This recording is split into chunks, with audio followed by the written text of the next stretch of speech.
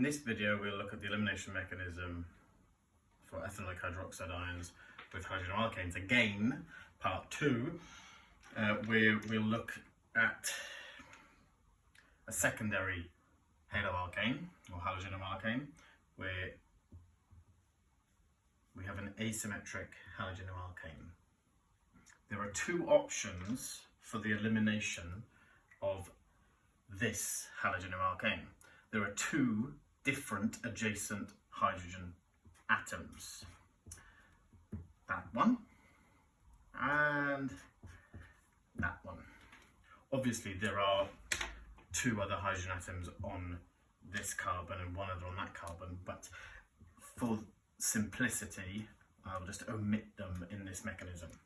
We have two options for elimination. My hydroxide ion could remove this adjacent hydrogen, in which case I would form a carbon-carbon double bond between these two carbons in the middle. Or I could eliminate the hydrogen on the first carbon over here, which would form the carbon-carbon double bond between these two carbon atoms. So if I just highlight option number 1 for elimination, and if I highlight option 2 for elimination in a different colour, we have option 2. So the mechanism is the same in both. The lone pair of electrons on the oxygen atom of the hydroxide ion will form a bond to the hydrogen that's adjacent. The single bond between the hydrogen and the carbon, the electrons that form this bond will move to form the pi bond between the two carbon atoms, and the halide will be kicked out, ejected, which will be eliminated and removed from the compound.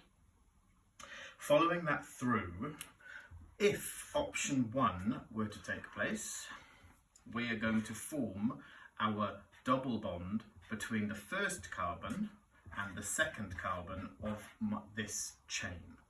And just drawing it in 2D like that, we've produced but1ene. Good. So this is my 2-halo butane.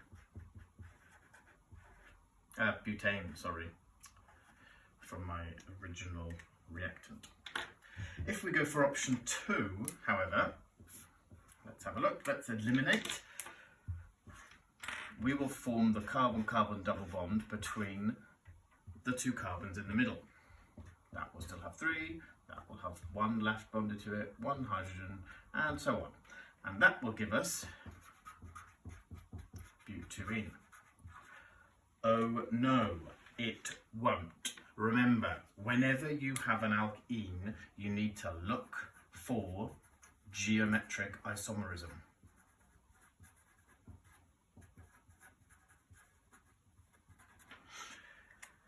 But1ene does not exhibit geometric isomerism. It's got a double bond. That is one of the factors required for geometric isomerism. However, it has the same thing bonded to carbon number 1 of the double bond. Therefore, doesn't exhibit geometric isomerism. But2ene does exhibit geometric isomerism. This carbon has 2 different groups bonded to it, and the other carbon has 2 different groups bonded to it. Therefore, there is no such thing as but2ene. There are 2 isomers of but2ene. Now, when you draw geometric isomers, you should always draw them with the bond angle around each carbon atom approximately 120 degrees, because it is a trigonal planar shape. 120 degrees bond angle between all of them.